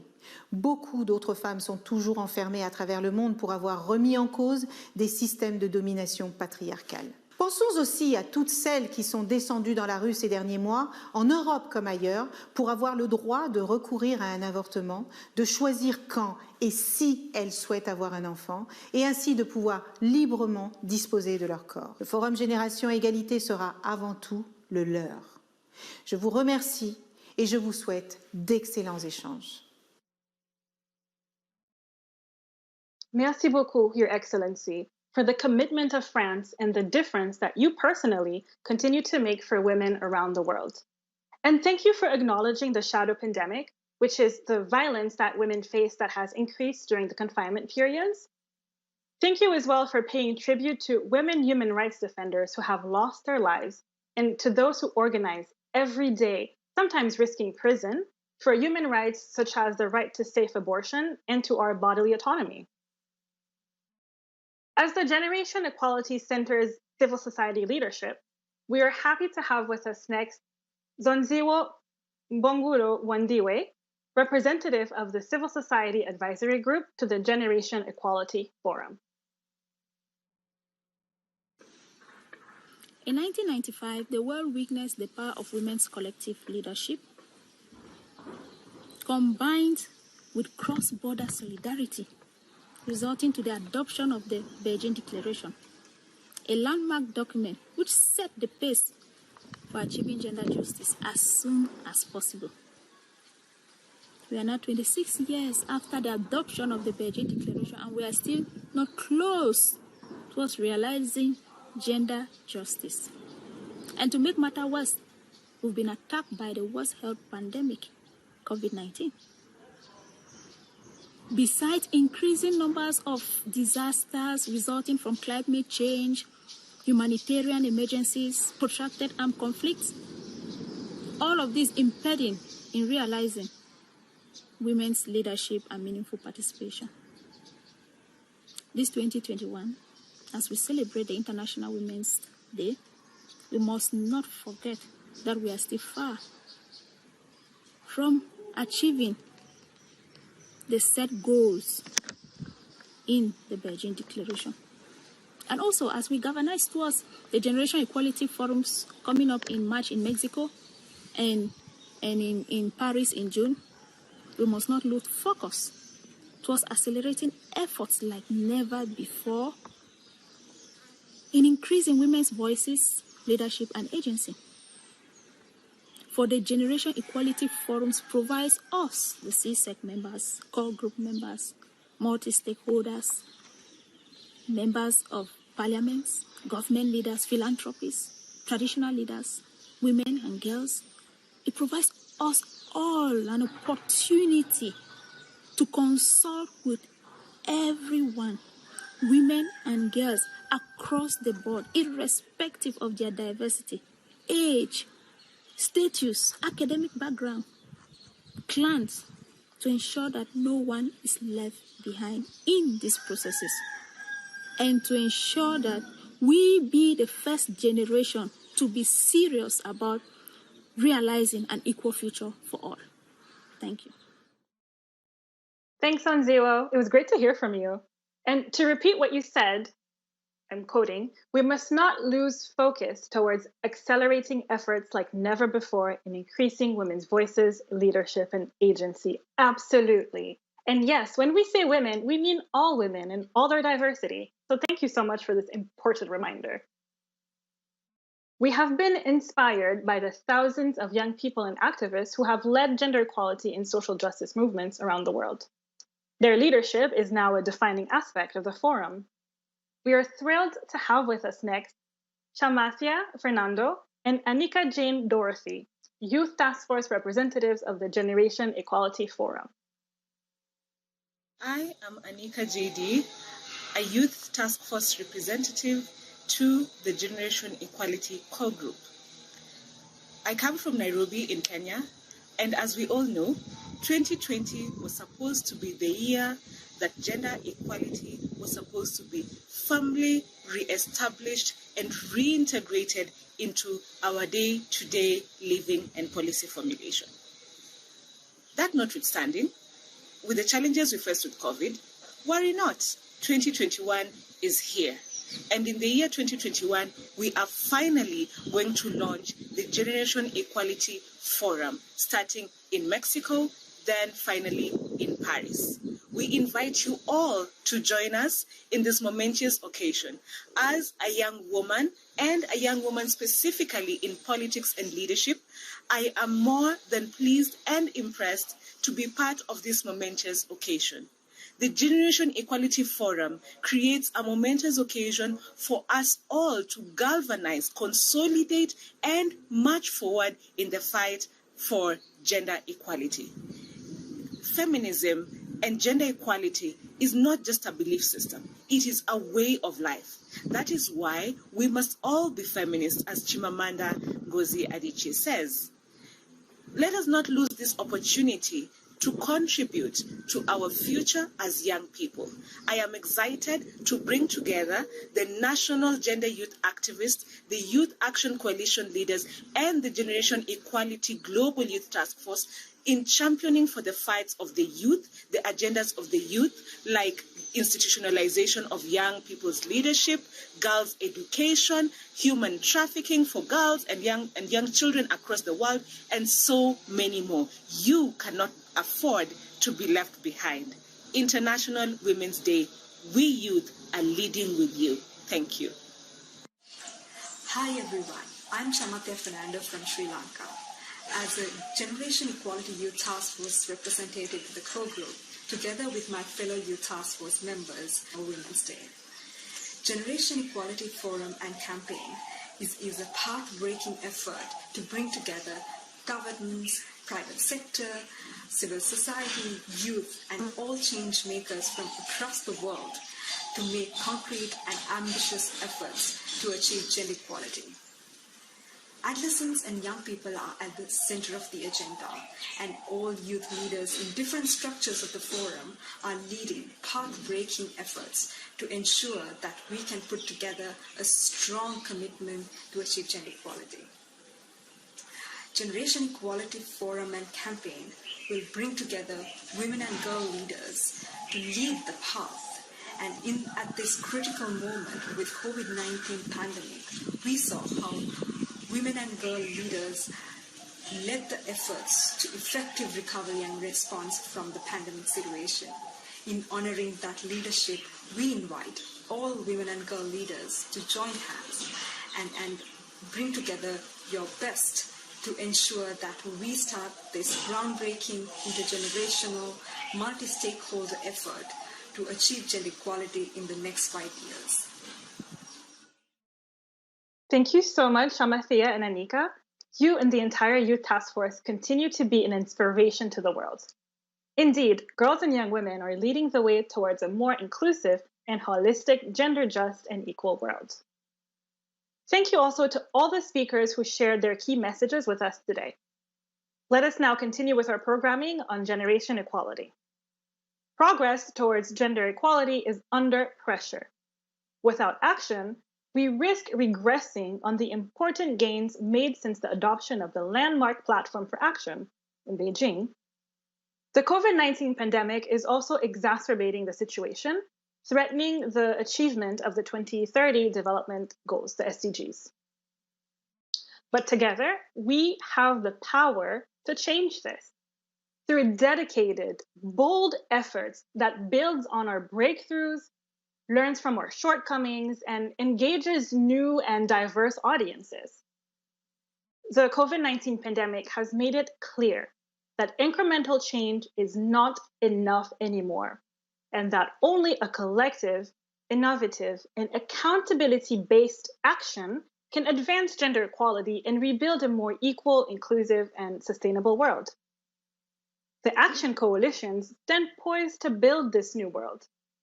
As a global, innovative, and multi-stakeholder platform, bringing together more than 90 stakeholders, the Generation Equality Action Coalitions will drive concrete change at scale.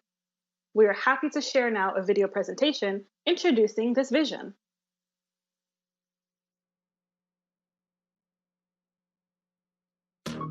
Progress for gender equality is under pressure.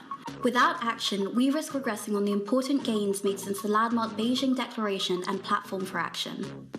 The COVID-19 pandemic is exacerbating the situation, threatening the achievement of the 2030 Sustainable Development Goals. But together, we have the power to change this. It will take a dedicated, bold effort that builds on our breakthroughs, learns from our shortcomings, and engages new and diverse audiences of all ages. This is the vision of the Generation Equality Action Coalitions. Action Coalition leaders from member states, civil society, youth-led organizations, private companies, philanthropies, and international organizations have been working together on an implementation plan to accelerate action for gender equality. And now is the time for you to join this effort. Each Action Coalition will put forward a set of concrete, ambitious, and immediate actions to accelerate progress towards gender equality in the next 5 years. The themes cover gender-based violence, economic justice and rights, bodily autonomy and sexual and reproductive health and rights, feminist action for climate justice, technology and innovation for gender equality, and feminist movements and leadership. In addition, a compact on women, peace and security and humanitarian action will work to drive action and resources towards women and girls in conflict and crisis settings. So how can you engage with the Action Coalitions? By making a commitment. Women's and feminist organizations, youth-led organizations and other civil society actors, governments, philanthropies, international organizations and private sector companies are invited to join the Action Coalitions as commitment makers. Commitment makers will support the finalization of the Action Coalition blueprints, make bold and transformative commitments to one or several action coalitions, play a catalytic role in supporting the implementation and monitoring of blueprint actions, and mobilize other stakeholders around the Action Coalition theme and blueprint. This implementation will be reviewed on an annual basis. Now is the time to act for equal and to make gender equality a reality. Building back green, equitable, gender-responsive and inclusive societies is possible. Generation Equality and its action coalitions are ready to be part of the transformation to a bold and gender-equal future. With our collective power and commitment, we can make this happen. Doesn't this all sound very exciting? To summarize, the action coalitions are a global, innovative, multi-stakeholder initiative.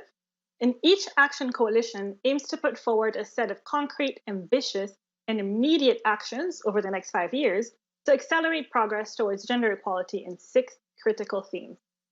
Now, we will have a chance to hear from 6 leaders of the different action coalitions who will share some exciting reflections on each of the thematic areas. After that, we will have a special message by Eva Longoria and a fantastic performance by Broadway stars. We are honored to have with us today, to start, Madam Faith Kasiva from the State Department for Gender in Kenya and a leader of the Gender-Based Violence Action Coalition. Madam Kasiva, what are the key actions needed to drive much needed change to create a world in which women and girls, in all their diversity, are able to live lives free from gender-based violence?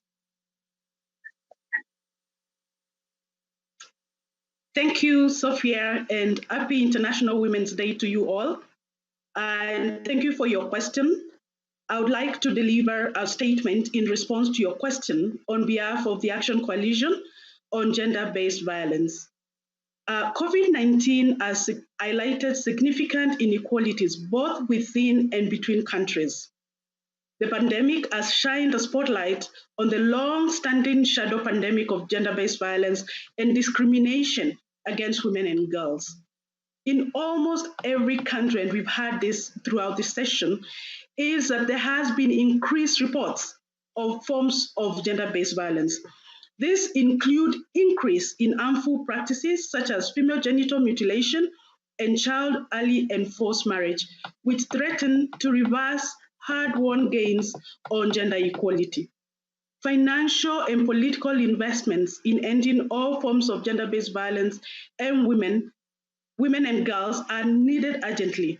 Importantly, we must invest in women's rights organizations and movements working in the forefront to prevent and respond to gender-based violence so that they are enabled and empowered.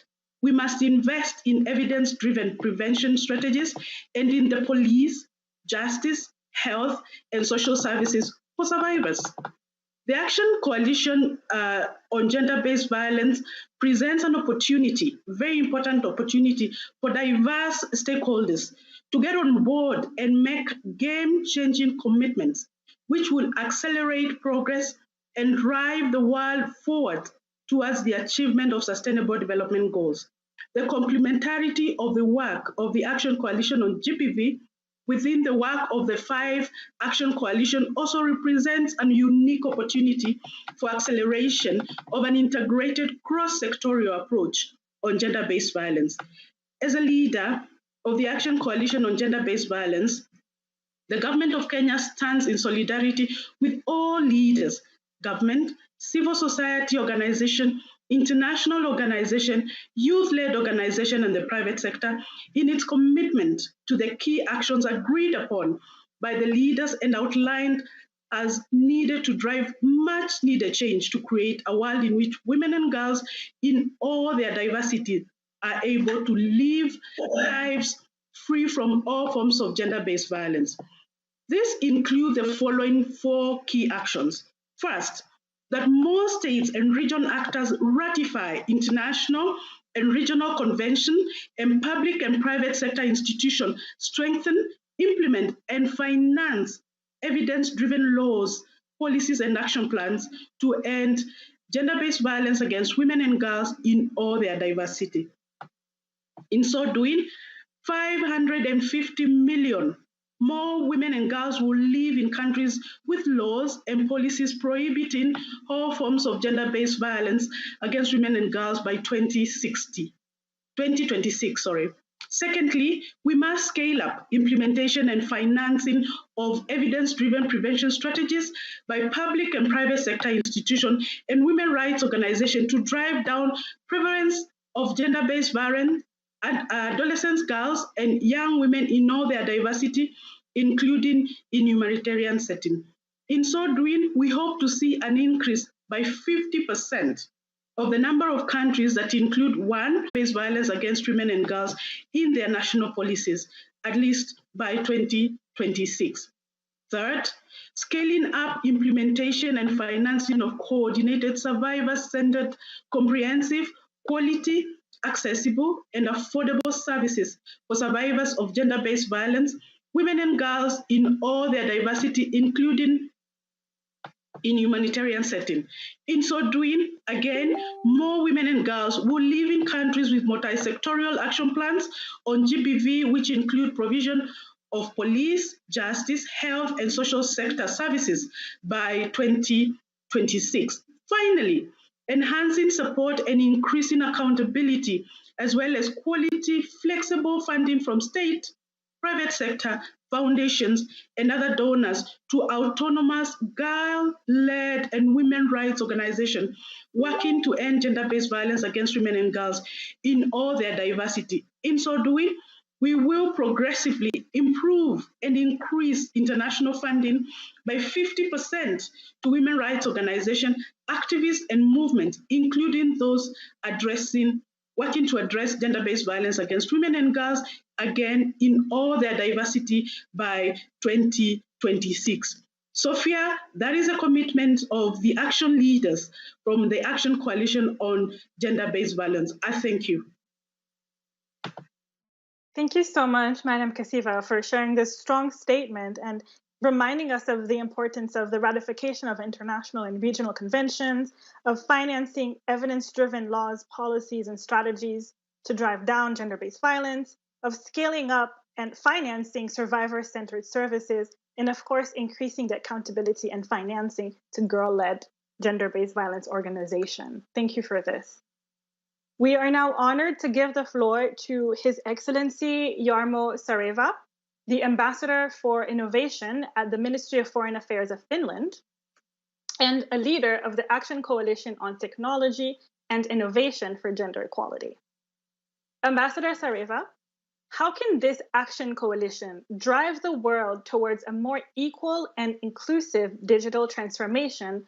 And what are the bold collective commitments that will drive change? Well, thank you, Sophia, and happy International Women's Day from Helsinki. Indeed, I have the privilege of delivering these remarks on behalf of the Action Coalition on Technology and Innovation for Gender Equality. Now, as we know, technology and innovation has transformed our world. How we work, how we learn, how we communicate with each other. The digital revolution represents one of the biggest opportunities for women and girls, but also includes risks if we don't ensure that this change enhances gender equality. With COVID-19, many gender divides, including the digital one, are increasingly at risk to widen. The time is now not only to reverse these trends, but also to boost efforts to accelerate progress by doubling investment in gender transformative solutions and halving the gender digital divide by 2026. We of this Action Coalition envision a world in which in 2026, women and girls in all their diversity have equal opportunity to safely and meaningfully use, lead, and design technology and innovation, where women and girls have equal access to digital technologies and universal digital literacy, where more women and girls are studying STEM, also encouraged by inspiring role models. Therefore, we envision a world where the proportion of women working in technology and innovation has doubled, including by setting up networks that connect talents and ensure a better representation of women. Finally, where increased investment into feminist technology and innovation will allow us to better respond to women's and girls' most pressing needs and to support women innovators. Crucially, we want a world free of online and tech-facilitated gender-based violence and discrimination. This will not be possible without governments and big tech companies implementing the necessary policies and solutions. The role of the private sector is essential to uproot the scourge of online gender-based violence and misogyny from our digital commons. We cannot afford one half of the humanity leaving digital spaces for fear of intimidation or worse. To achieve this vision described above, we need a structural change, a cultural change. Harmful gender stereotypes must be eradicated, and in this, the engagement of men and boys is crucial. We need men as allies. We also have to pay special attention to women and girls in vulnerable positions and situations. The current efforts to bridge the gender digital divide cannot afford to stall now. We must be united because moving past the COVID-19 pandemic will require extraordinary collaboration and solidarity among people, organizations, and countries. We call for collective awareness and responsibility from all actors to take action now. It is time to innovate for gender equality. Thank you. Thank you so much, Ambassador Sareva, for laying out this vision for a more equal and inclusive digital transformation. And just to highlight what you said here, the reality that we are living this digital revolution, right? But with divides that might increase in the risk, but also the opportunities that comes with it. The importance of doubling investment. Thank you for this commitment. Doubling investments to half the digital divide within 5 years. And of course, to increase funding in feminist tech and inventions. Thank you for this. We are happy to now give the floor to Madam Sivananthi Thanentiran, the Executive Director of the Asian Pacific Resource and Research Center for Women, ARROW, and the leader of the Action Coalition on Bodily Autonomy and Sexual and Reproductive Health and Rights. Madam Thanentiran, what can you tell us about this Action Coalition and what will it deliver and what is needed to advance its vision and commitments? Thank you, Sophia. Our vision is to work together with all partners, including strong leaders from young people's, women's, and feminist organizations and movements, to ensure that girls, adolescents, and women in all of our diversity are empowered and supported to exercise our sexual and reproductive health and rights and make autonomous decisions about our bodies, free from coercion, violence, and discrimination.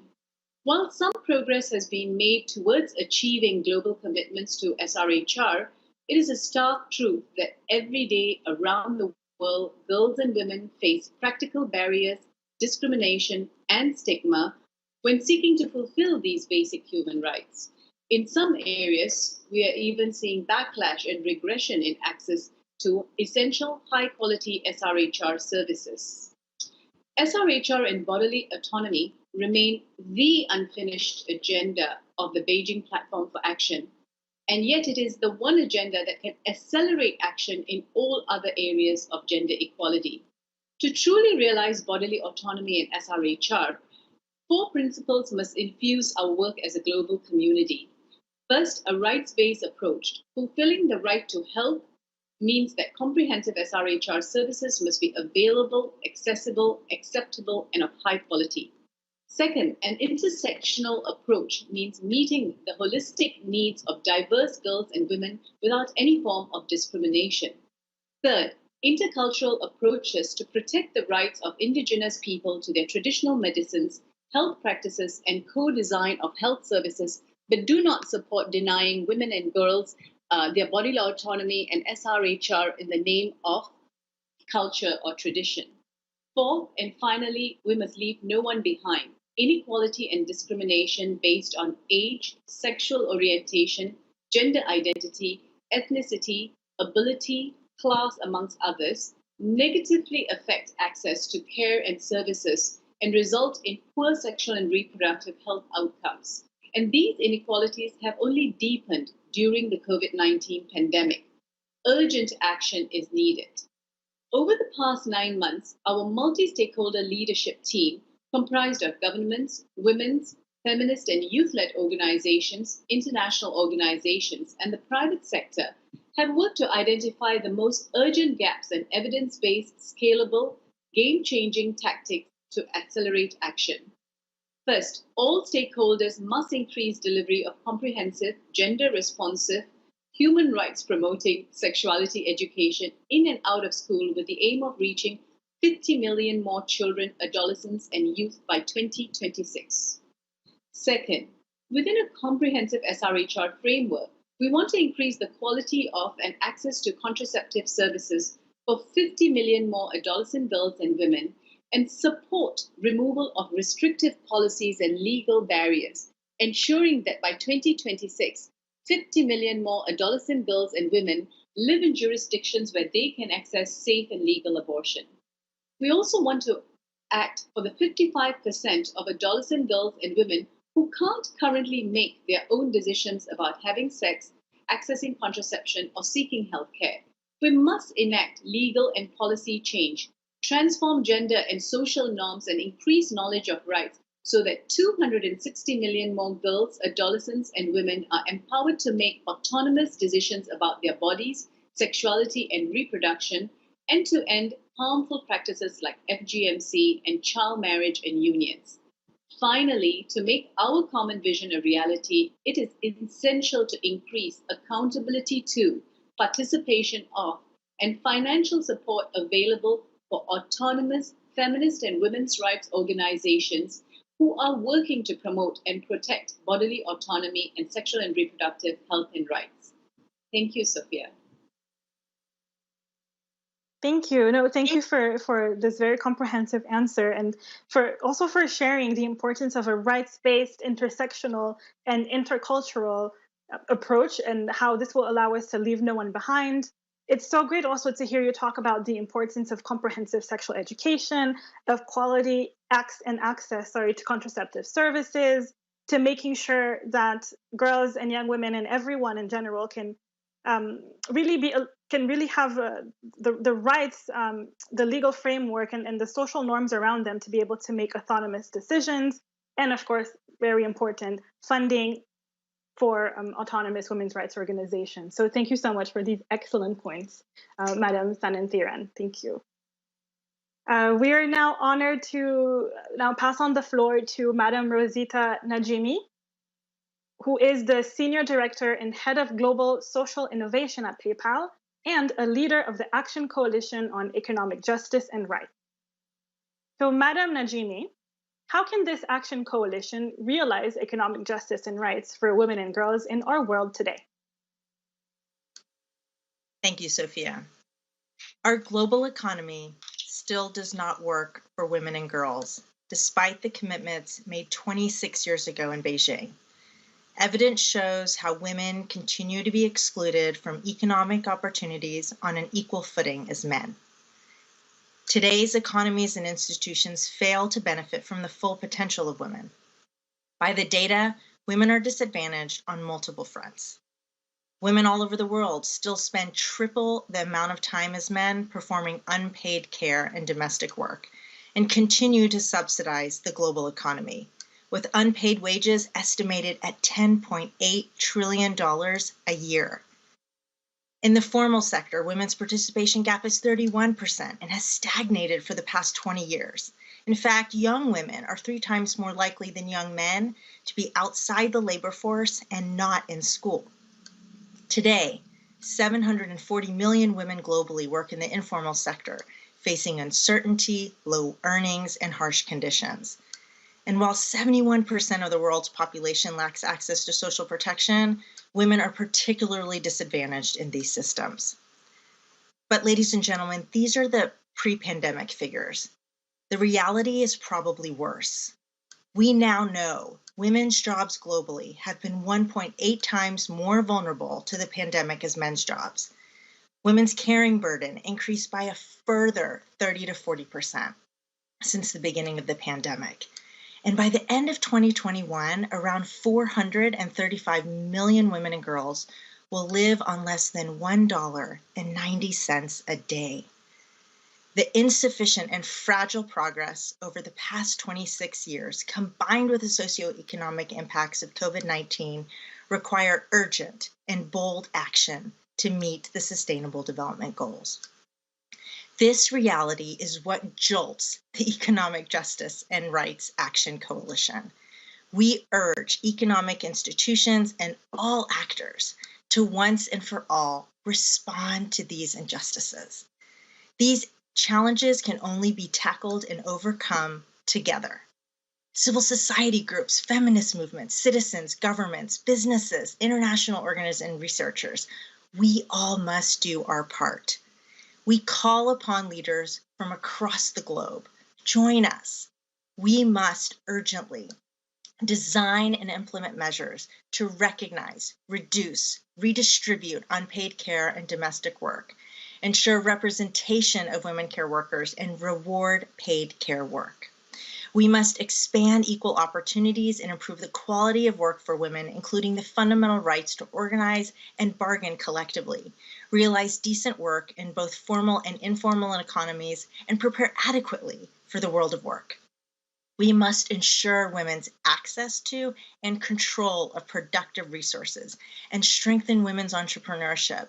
And we must design and implement gender transformative budget reforms and economic investment plans that change an unequal and unfair global economic and financial architecture to one that promotes the well-being of all people and planet. No one can dispute the inequality data. It is clear, but so is the evidence base for the promise of gender equality. Countering the pandemic's regressive effects alone could show $13 trillion in global GDP gains by 2030. Inspired by this year's theme on women's leadership, this next generation of women and girls will be heads of state, CEOs, leading economists, and helming social justice movements. When they do the accounting, they will see the pronounced dip in progress in 2020. They will also trace their fingers upward along a steep growth in progress that reflects the rapid acceleration made possible by new, game-changing commitments and actions that we all make in the coming months. Join us to ensure both an accelerated recovery and still faster ascent. Thank you so much, Madam Najimi, for sharing really this inspiring. Your intervention was quite inspiring, and I was trying to write down all the figures, and I'm just like, wow, we have a long way to go, but you have a plan, and the coalitions have a plan, and this is why we're here today. So just thank you also for highlighting. I think it's important sometimes to put the data and the monetary figures to things. So I thank you for that. Of course, you mentioned the importance of multi-stakeholder work, also how it's important to expand equal opportunities, including bargaining rights. Also to strengthen entrepreneurship, and of course, gender-sensitive budgeting. So thank you so much for sharing how institutions can work together to make economic justice and rights a reality for women and girls. Absolutely. Thank you, Sophia. We are now honored to give the floor to Madam Kavita Ramdas, who is the director of the Women's Rights Program at Open Society Foundation and a leader of the Action Coalition on Feminist Movements and Leadership. So, Madam Ramdas, what are the most important actions that this coalition will take to ensure the full participation of women and girls in all aspects of public life? Thank you, Sophia, and it's been so inspiring for us already to be hearing the incredible voices and partnerships that we've been listening to.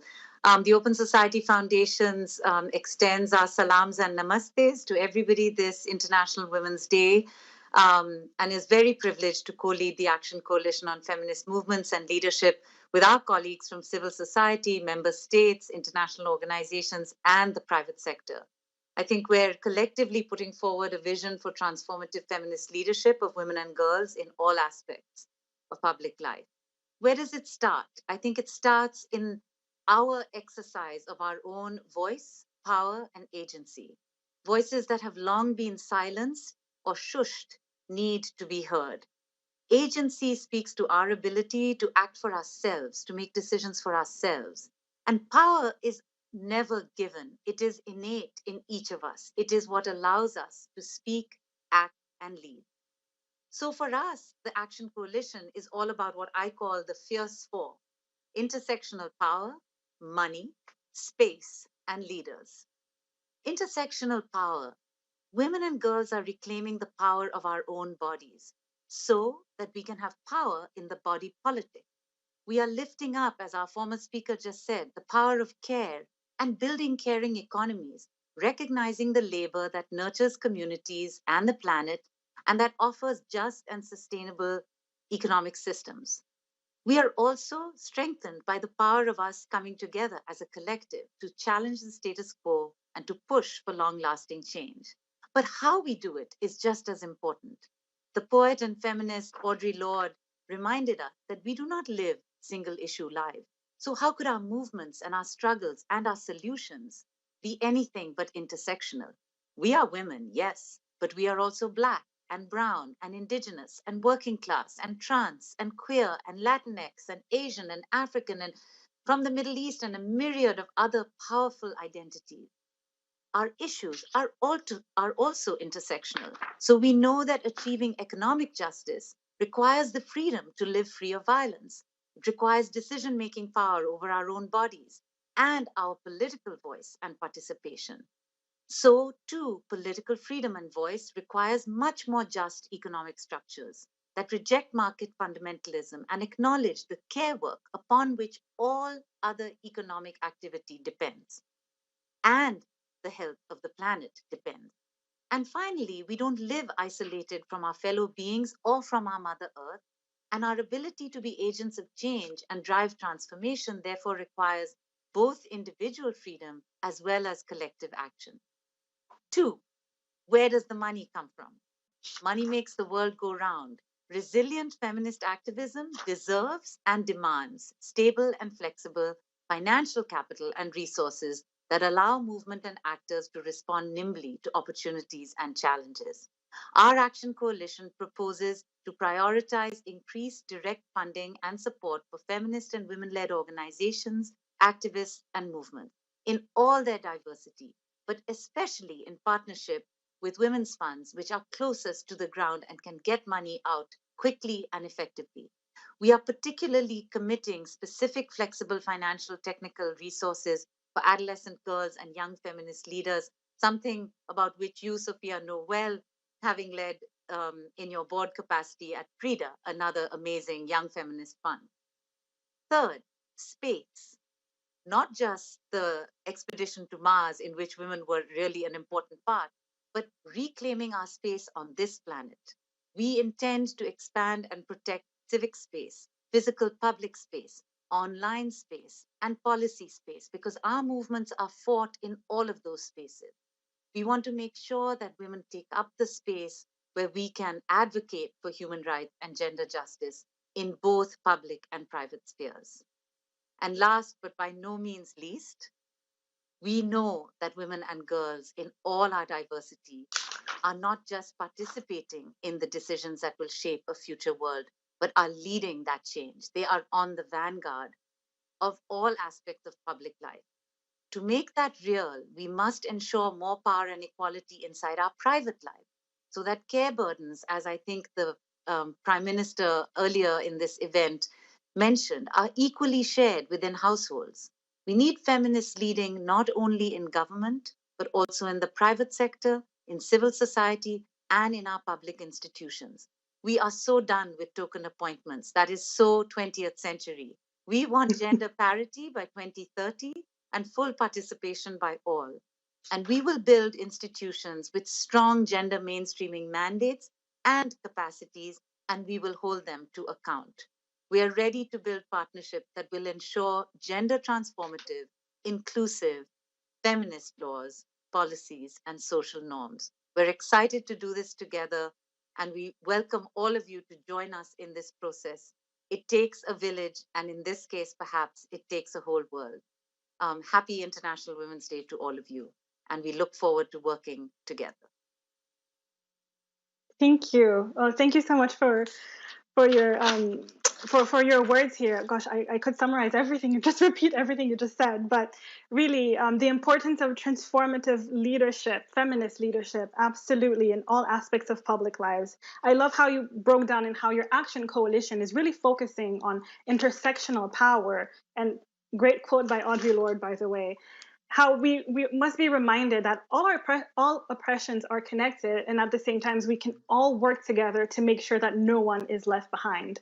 The importance also of this stable and flexible funding for activists, for feminist groups, for girl-led initiatives, for trans-led initiatives, for movements, absolutely.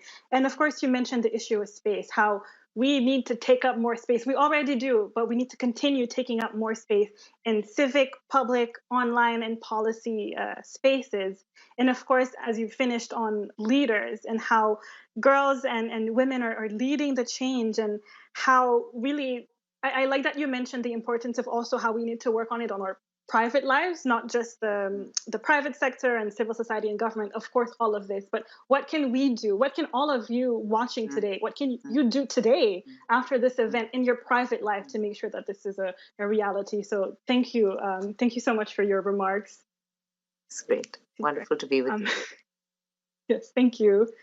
Now we'll move on to, we're really, really excited to hear also from Madam Juanita Babire, who is from Girls for Climate Uganda and a leader of the Action Coalition on Feminist Actions for Climate Justice. So, Madam Babire, why does feminist action matter for climate justice, and how will this Action Coalition advance this vision through its commitments? Thank you so much. Extremely honored to be delivering this statement on behalf of the Feminist Action for Climate Justice. Feminist action matters for climate justice because equality for women and girls will strengthen our collective ability to solve the climate crisis. Women and girls have always been at the forefront of movements demanding climate and environmental justice, and their leadership can change what it means to be an effective leader. Climate justice recognizes that the fight for environmental sustainability is not separate from the fight for social justice. Climate justice centralizes the needs of people who are the most marginalized, the most impoverished, rural indigenous women, for example, who live directly on land and take care of families and are most impacted by natural disasters. Women and girls are more vulnerable to climate impacts, but are already creating and leading solutions at all levels. Their unique knowledge and skills can help make the response to climate change more effective and sustainable. This is why defending women's and girls' rights should be at the center of our climate activism. The Action Coalition intends to increase political advocacy and financial support for the real solutions already being proposed and enacted by women and girls at front lines. Through its actions and commitments, the Feminist Action for Climate Justice Coalition will support a just transition to a green economy that is led by women and girls, that recognizes that climate change is not separate from gender justice, and protects and amplifies the voices of grassroots and indigenous communities, including frontline defenders across social and political arenas. We will work to increase direct access to financing for gender-just climate solutions, in particular for organizations led by women and girls at the grassroots and rural level. Financing institutions and the donor community will prioritize women's organizations as priority partners and be held accountable to shift capital to support resilient societies and investments in gender-just climate and ecosystem-based approaches. Women and girls need equal access to technologies and knowledge, equal access and control over natural resources for management and protection, including through securing land rights and ownership. we need to equally and meaningfully participate in decision-making processes at all levels to develop climate responses that center human rights. Finally, to achieve our goals, we need to be practical as well as visionary. We have to make women's and girls' needs and abilities visible in all climate and environment policies and plans by producing and using sex disaggregated data on the gender-environment nexus. Increasing the collection and analysis of sex disaggregated data would lead to climate policies that enable women and girls to fully benefit from them while making sure such policies do not exacerbate existing inequalities.